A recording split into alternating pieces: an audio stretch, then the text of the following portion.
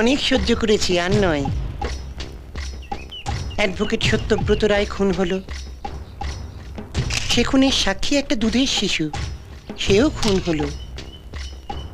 MLA Bablu কোলে নিরুদ্দেশ হয়ে গেল। এসবের পেছনে আছে একজন মাফিয়া, বিন্দু মাসি, আমার ভাই। গ্রাম থেকে এসেছে। বিন্দু মাসি এদেরও শেষ করে দিতে চেয়েছিল, গাড়ি চাপা দিয়ে মারতে চেয়েছিল আমার ভাইয়ের বউকে। আমার ভাইয়ের বউ এখন হাসপাতালে। আপনি তো মাফিয়াদের পুষে রেখেছেন। আরে মুরারে, লোকে কুকুর পোষে, বিড়াল পোষে, মাফিয়া পোষে না। আমি মাফিয়ারা শেষ করতে চাই। কাল পুরো রিপোর্ট নিয়ে আমি দিল্লি যাচ্ছি। যাবার আগে পুলিশকে বলে দিয়ে যাবো কি করতে হবে। ফিরে এসে যেন শুনি এ শহরে বিন্দু মাসি নামে একজন ছিল, এখন আর নেই। হারামি। মাসি থানা থেকে ফোন করেছে। হ্যালো, বসাক বলছি মাসি। বিনয় সামন্ত পুলিশকে চাপ দিয়ে তোমার এগেনস্টে shoot at sight order pass করে নিয়েছে।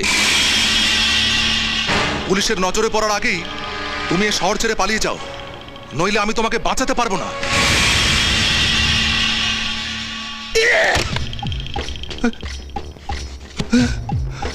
আমার কিছু হবে না তো? মাসির একটা গতি না হওয়া অব্দি আমি কলকাতায় থাকতে চাইছি না। না, বাড়িতে টিকিট নিয়ে আসতে হবে না, এয়ারপোর্টে দাঁড়িয়ে থাকো, আমি 15 মিনিটের মধ্যে পৌঁছচ্ছি।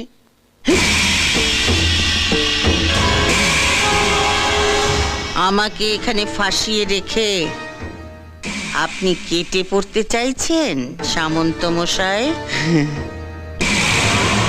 আমি মাফিয়া হলে আপনিও এক কাট্টা কম নন। মাঝে মাঝে আমি তোমায় ভালোবেসে কেন আকাট বলি জানো? এই জন্য। তুমিও মাফিয়া, আমিও মাফিয়া, তফাৎটা কোথায়? তোমরা শুধুই খুনোখুনি করো, আর আমি এক হাতে খুন করি, আরেক হাতে সেই লাশে মালা দিই।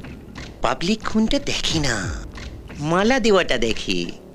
তাই আমি ধোয়া তুলসী পাতা, আর তুমি পচা বেল পাতা।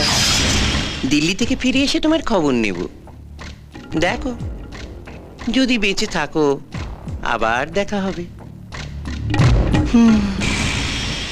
আপনি দিল্লি যাচ্ছেন না সামন্ত মশাই? আপনার জন্য আমি শ্মশানের টিকিট নিয়ে দাঁড়িয়ে আছি। বাঁচলে একসঙ্গে বাঁচবো, ফাঁসলে একসঙ্গে ফাঁসবো। আপনাকে তো একা চলে যেতে দেব না সামন্ত মশাই।